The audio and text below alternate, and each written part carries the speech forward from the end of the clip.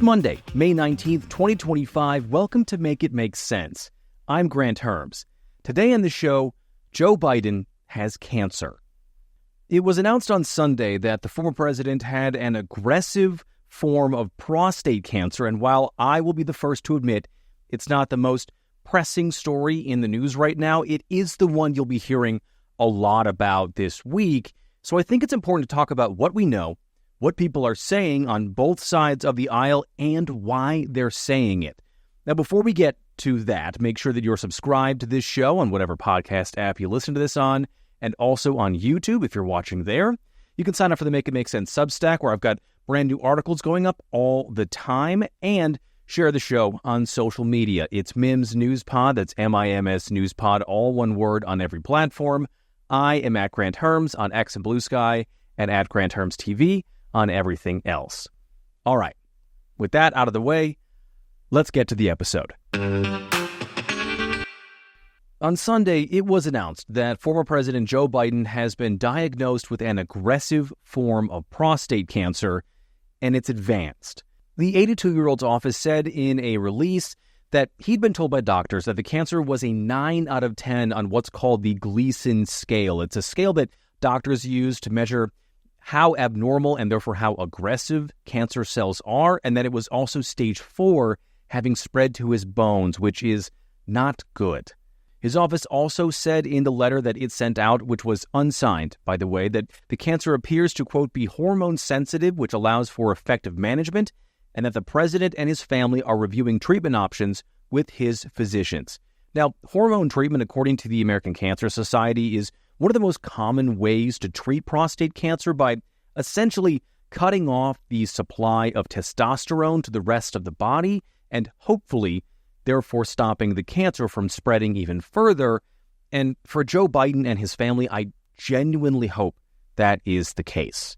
And there have been a lot of messages of support for Joe Biden and his family coming from allies and opponents. People like former President Bill Clinton and Hillary Clinton, former President Barack Obama and Michelle Obama, and Republicans like Secretary of State Marco Rubio and Speaker of the House Mike Johnson, who has in the past described Biden as essentially a criminal overlord. He extended prayers and well wishes to the Bidens as well.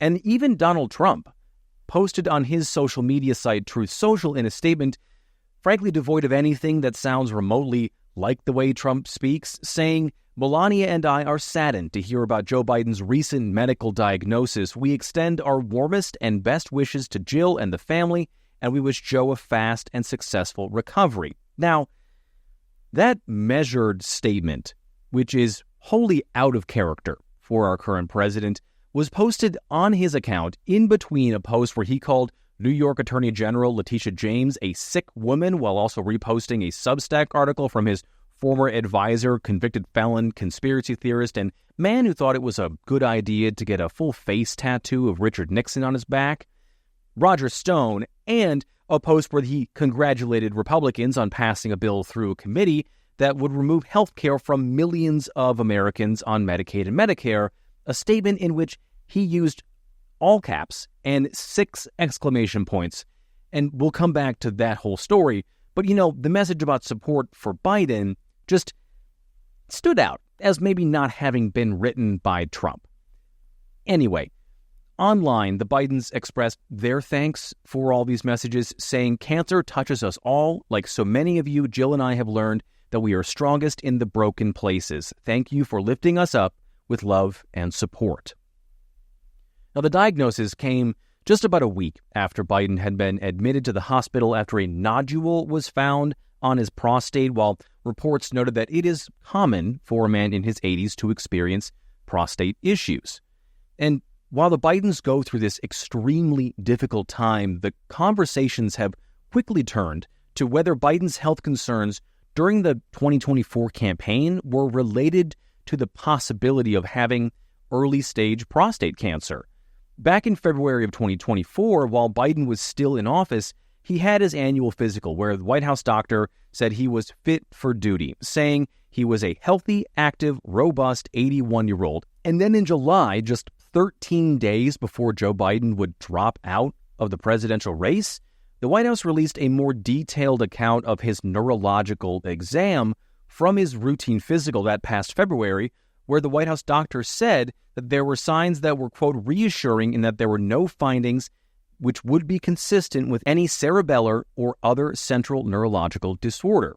Now, the White House released that report at that point in time because Biden was under a lot of pressure to drop out of the race after that disastrous debate performance back in June, and starting last spring in what appeared to be from him a pretty steep decline in his health and capabilities. All of that was happening while White House staff and his family and clearly his doctor were all saying he was fine and fit to be president again.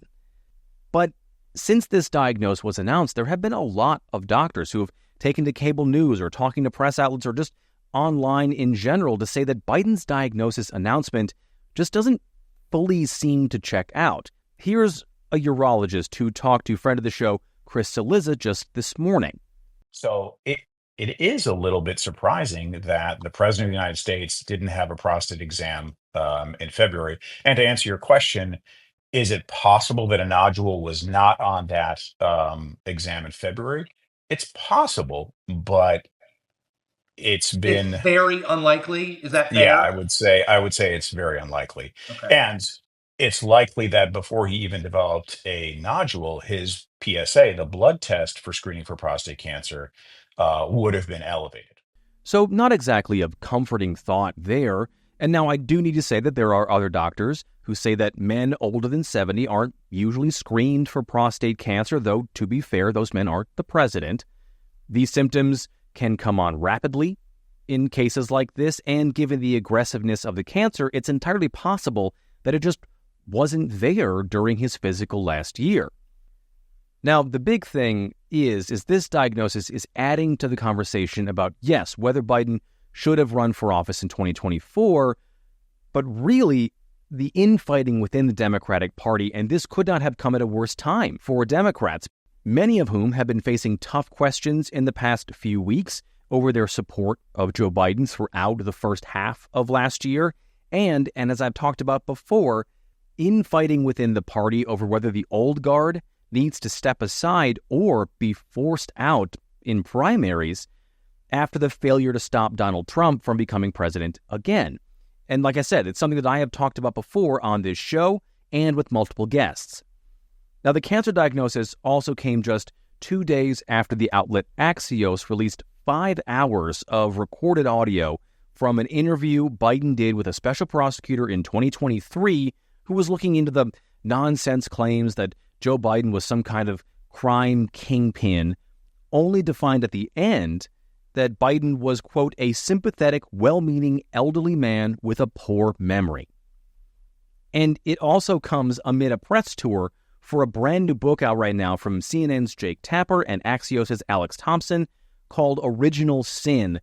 It's about the cover-up inside the Democratic Party and the White House about Joe Biden's health. Here's Tapper talking about the White House doctor saying Biden might have needed a wheelchair if he fell one more time.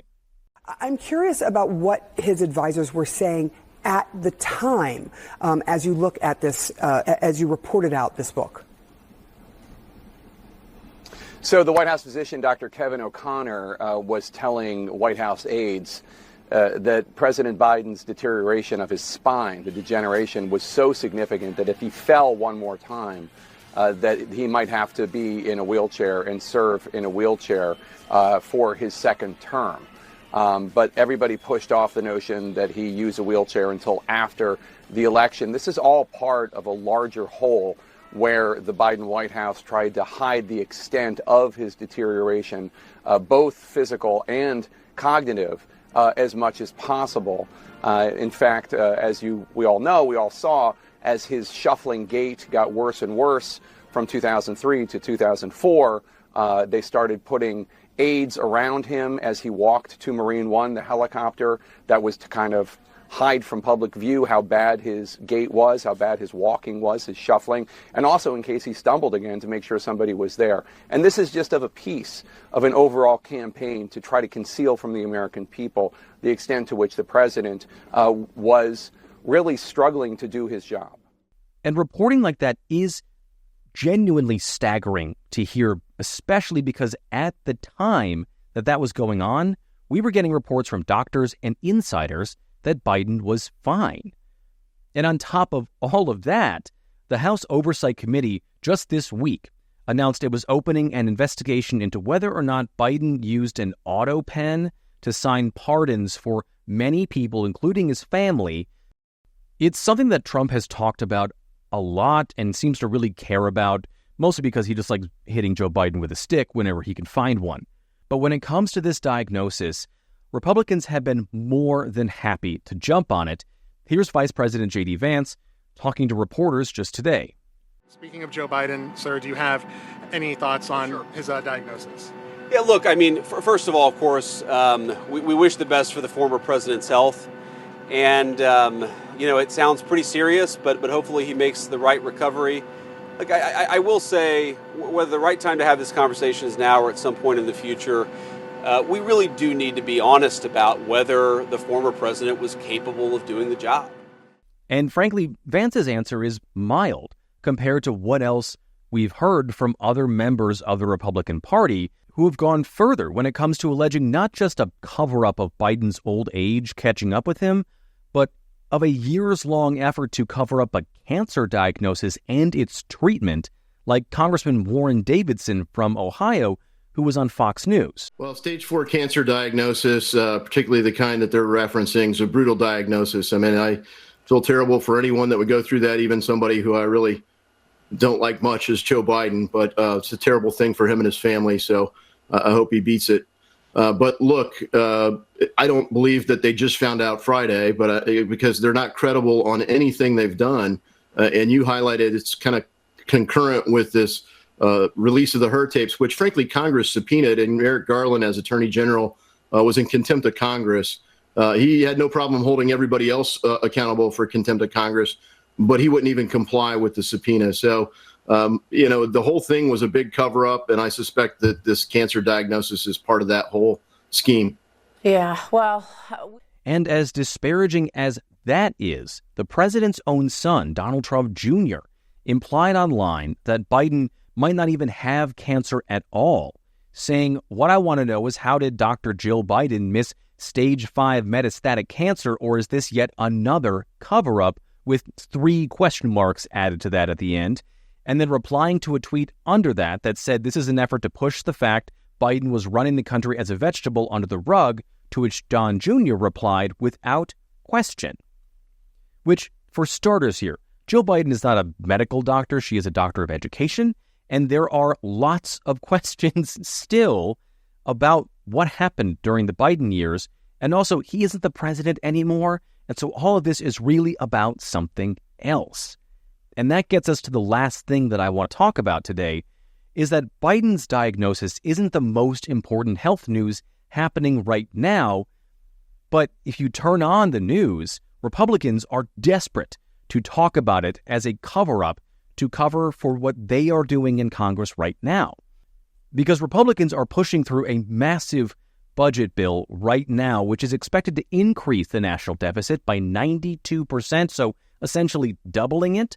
The bill gives thousands of dollars in tax breaks to the wealthiest Americans and cuts hundreds of billions of dollars from Medicaid and Medicare, which estimates said could mean somewhere between 8.6 million and 20 million people could be on the verge of losing their health coverage or access to health care at all.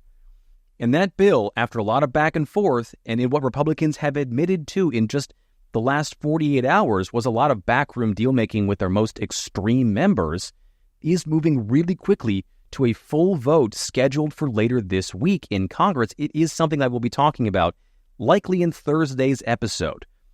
But the point of all of what I'm saying here is there is no doubt that talking about Biden's cancer diagnosis is news. There is no doubt that talking about how this diagnosis fits into a larger conversation about the 2024 race and the state of the Democratic Party is news. There is no doubt that talking about the diagnosis should lead to conversations about things like how journalists can be and should be better about balancing access to the halls of power and pushing back when things don't make sense, including when it comes to our current president's health, something I'm planning on writing about on the Make It Make Sense Substack this week. But the diagnosis and talking about all of those things, while it is important, should not overshadow what's being done in real time to potentially millions of Americans and the future of their health. Okay, that is it for today's episode. Please rate and review the show, whatever podcast app you're listening to this on. Like, subscribe, hit the bell for notifications on YouTube. Sign up for the Make It Make Sense Substack, where I've got that article coming up this week. It's just $5 a month. You don't want to miss out on any of the stuff that's there. And as always, please share the show on social media. It's Mims News Pod. That's MIMS News Pod. All one word on every platform. I am at Grant Herms on X and Bluesky, and at Grant Herms TV on everything else. Thank you so much for listening today. I'm Grant Herms, and I'll talk to you tomorrow.